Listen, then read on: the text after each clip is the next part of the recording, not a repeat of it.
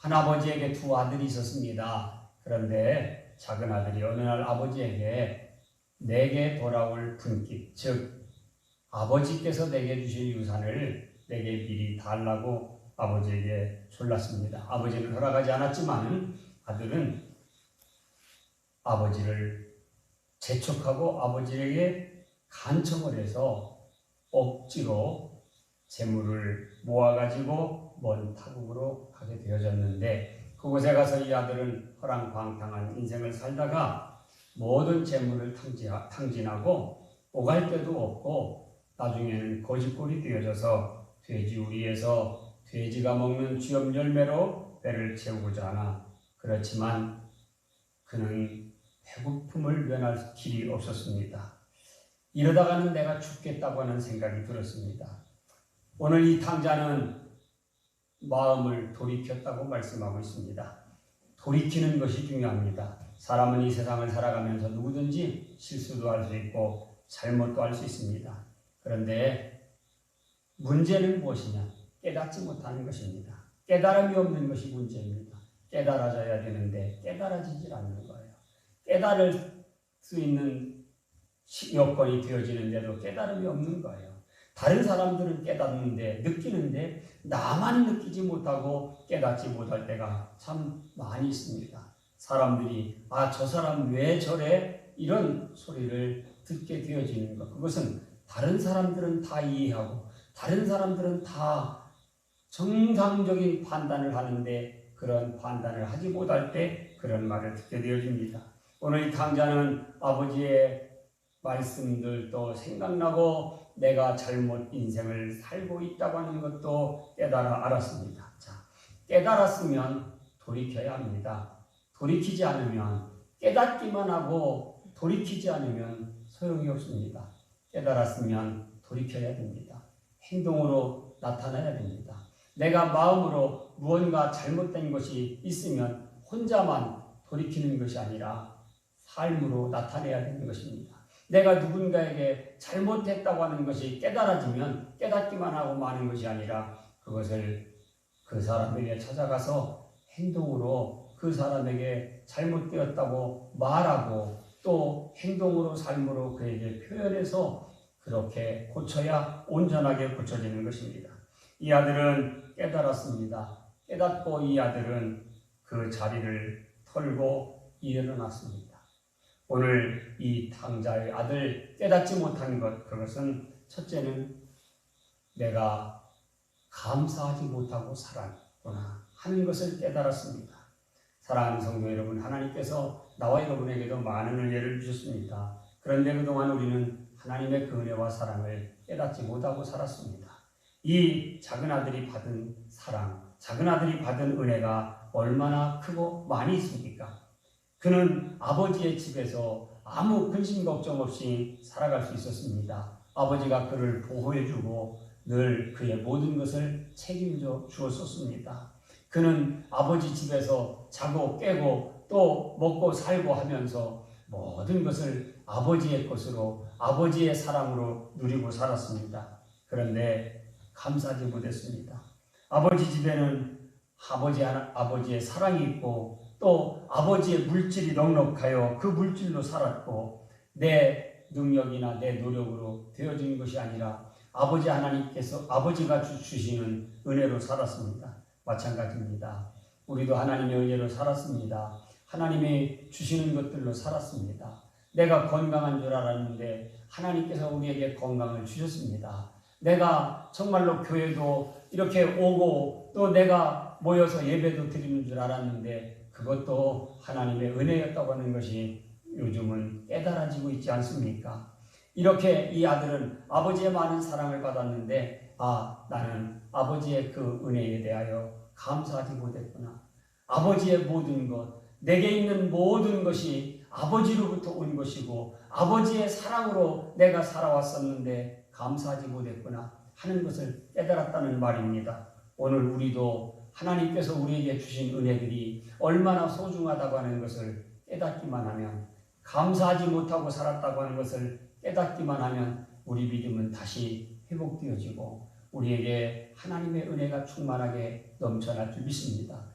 깨닫기만 한다고 하면 우리도 다시 한번 힘을 얻고 믿음의 위로와 용기를 얻어서 하나님의 뜻대로 살아갈 수 있는 하나님의 은혜를 누리게 되어질 줄 믿습니다. 이 아들이 돌이켰습니다. 이 아들이 돌이켰는데 무엇을 돌이켰습니까? 하나님의 말씀, 즉 아버지의 말씀을 내가 거역하고 살았구나 하는 것을 깨닫고 돌이켰습니다. 아버지는 아들에게 집을 떠나지 말라고 했습니다. 내가 집을 떠나는 것은 결코 너에게 유익하지 않다.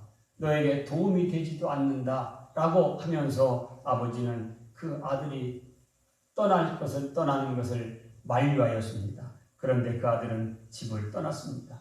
아버지는 아들에게 말했습니다. 얘야, 내 분깃을 내가 너에게 줄 것인데 아직은 내 때가 아니다. 아직은 조금 더 기다려라 라고 하면서 아직 때가 아니라고 아버지는 말했습니다. 그런데 이 아들은 아버지 집을 떠나지 말라고 한 아버지 명을 거역하고 아버지 집을 떠났습니다. 아직은 때가 아니다. 기다리면 때가 될 때에 내가 너에게 적당한 때에 분깃을 나누어 줄 것이라고 했지만 이 아들은 아버지를 조르고 때를 쓰고 반강제와 같이 아버지의 재물을 가지고 갔습니다. 아버지 집도 떠났습니다. 때가 아니라고 했는데도 아닙니다. 나는 충분히 할 수 있습니다. 라고 하면서 교만을 부렸습니다. 결국 이 아들은 객지에 나가서 고생을 하면서 아버지의 말씀이 옳았다고 하는 것을 깨달았습니다. 떠나지 말라고 할 때 떠나지 말걸. 아직은 때가 아니라고 할 때 더 기다리면서 아버지의 은혜를 입을 걸. 이렇게 이 아들은 뒤늦은 후회를 하게 됐습니다. 신앙이 병드는 사람들의 특징이 있습니다. 신앙이 병드는 사람들은 우선 첫째는 하나님의 말씀을 듣지 않습니다. 말씀을 건성 듣습니다. 신앙이 병들었거나 병들고 있다고 하는 증거입니다. 하나님의 말씀이 들려지지 않는 것, 하나님의 말씀이 가슴으로 느껴지지 않는 것은 내 신앙이 병들고 어딘가에 병들고 있는 것입니다. 병든 사람은 하나님의 말씀을 듣지 않습니다. 마치 육신에 병들고 건강하지 않은 사람이 음식을 맛있게 즐겁게 마음껏 먹지 못하는 것과 같습니다. 신앙이 병든 사람은 두 번째 특징이 교회 일에 무관심하는 사람들입니다. 교회 일에 무관심한다고 하는 것은 믿음 신앙이 병들었다고 하는 증거입니다. 또 내가 신앙이 병들면 교회 일에 관심이 멀어집니다. 어떻게 되든지 관심이 멀어집니다. 그러나 건강한 신앙을 가진 사람은 교회 일에 관심을 갖습니다. 교회는 어떻게 되었을까? 성도들은 잘 지내고 있을까?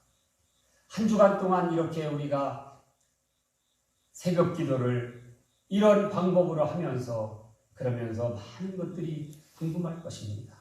저도 텅 빈 예배당에서 이렇게 정말 설교하면서 예배하면서 너무나 여러분들이 그립고 여러분들이 너무 많이 보고 싶습니다. 내가 병들었다고 하면 여러분이 보이든지 안 보이든지 아무 생각하지 않을 수 있습니다. 그러나 하나님 아버지 앞에 부족하지만 사명을 다하며 사명을 감당하며 살고자 하는 마음이 있기에 부족하지만 그런 열정이 있기에 여러분들이 그립고 여러분들 한 사람의 한 사람의 모습을 떠올리며 기도하게 되어집니다. 이렇게 영상을 통하여 예배하면서 여러분들의 이름이 여기 나타나고 아멘, 할렐루야, 은혜 받았습니다 라고 하는 이런 짧은 하나씩의 댓글이 달려질 때마다도 너무나 반갑고 정말 여러분들의 모습이 더 많이 생각이 나게 되어집니다. 건강한 사람은 교회 일에 관심 갖는 것입니다. 여러분 정말 오늘 또 이 새벽에 누가 통제하지 않아도 깨어 일어나서 함께 기도할 자리에 있는 것, 이것은 여러분들이 관심 있기 때문인 줄 압니다. 예배에 대하여 예배의 회복을 기다리며 관심이 있기 때문인 줄 믿습니다. 우리가 다시 모여서 예배할 날을 기다리며 소망하며 관심이 있기 때문인 줄로 믿습니다. 신앙이 병든 사람은 자기 중심적인 생각을 합니다. 모든 것을 자기 중심적으로만 생각을 합니다. 배려하는 마음과 또 상대방을 염려하는 마음과 이런 마음이 없습니다. 초대교회는 어떠하였습니까? 서로가 서로를 섬기고 배려하였습니다. 그들은 건강한 신앙을 가지고 있었기 때문입니다. 사도 바울은 날마다 골로새 교회를 위하여 기도할 때에 하나님 앞에 감사한다고 했습니다. 그들에게 믿음의 역사와 사랑의 수고와 소망의 인내를 가졌기 때문이라고 데살로니가 교회를 위해서도 기도하면서 축복하였습니다. 오늘 우리에게 건강한 믿음이 있다면 우리는 내 중심적인 생각이 아니라 하나님을 생각하고 이웃을 생각하고 형제를 생각하고 교회를 생각하고 성도들을 생각하고 함께 어떻게 하면 연합하고 어떻게 하면 배려할까 하는 생각을 하게 되어지는 것입니다. 오늘 당자는 이렇게 아버지의 은혜로 도움으로 산 것을 감사하지 못한 것, 그것으로부터 돌이켰습니다. 즉 아버지 집에는 양식이 풍족한 품꾼이 얼마나 많은고, 이 말은 정말 아버지의 은혜가 너무 귀하고 소중한 것이었구나 라고 하는 것입니다. 그리고 이 아들은 내가 육신만 생각하며 살아왔구나 하는 것을 깨달았습니다. 내가 아버지 재산을 미리 나누어 달라고 하는 것도 내 욕심만 생각하는 것이고, 내가 객지에 나가서 돈을 더 많이 벌고 성공하고 출세하겠다고 하는 것도 내가 욕심만 위해서 산 것이고, 아버지 재물을 빼앗듯이 가지고 나왔으면 열심히 살아야 되는데 기생집을 드나들면서 세상 친구들과 술 친구들과 방탕하며 산 것도 육신의 쾌락을 위해서 산 것이고, 아하, 그렇구나. 나는 지금까지 육신만을 위해서 살았구나. 영혼을 위해서 살지 못하고 육신을 위해서 살았구나 하는 것을 깨달았습니다. 살아생전에 깨닫지 못하면 마지막 날 될 때에 깨닫게 되어질 것입니다. 누가복음 말씀에 나오는 부자와 나사로의 비유에서 이 세상을 살면서 깨닫지 못한 부자는 죽음 이후에 깨달았습니다. 천국과 지옥이 있다고 하는 것도 깨달았습니다. 살아생전에 하나님을 잘 섬기고 믿음으로 살아야 된다고 하는 것도 깨달았습니다. 육신만 호요식하는 것이 아니라, 육신만 연락하는 인생 삶을 사는 것이 아니라 영혼의 때를 준비하며 살아야 된다고 하는 것을 깨달았습니다. 그러나 그때는 이미 늦은 때였습니다. 사랑하는 성도 여러분, 오늘 탕자가 이에 돌이켜, 이에는 뭡니까? 깨달아졌다는 말이죠. 깨닫고 나서 깨달음이 왔으니 행동을 고쳤다고 하는 것입니다. 방향을 바꿨다고 하는 것입니다. 돌이켰습니다. 사랑하는 여러분, 우리도 오늘 깨닫는 마음 있기를 바랍니다. 내가 감사하지 못하고 살았구나. 내가 하나님의 말씀을 거역하고 살았구나. 하나님의 말씀도 잘 듣지 않고 교회에 무관심하고 내 중심적인 생각만 하고 살았구나. 깨닫고 돌이킬 줄 아는 믿음이 되어져야 되겠습니다. 육신만 잘 되기를 바라던 생각에서 영혼의 때를 준비하는 생각으로 깨달음이 왔다고 하면 우리는 바꿔진 삶을 살아야 될 줄로 믿습니다. 오늘 이 아침에도 우리가 잠에서 깨어 일어나 하나님 앞에 서 있는 것은, 예배하며 기도하며 서 있는 것은 우리가 영혼의 때를 준비하기 위해서, 내가 하나님의 말씀을 순종하며 살기 위해서, 하나님의 은혜를 잊어버리지 않고 살기 위해서인 줄 믿습니다.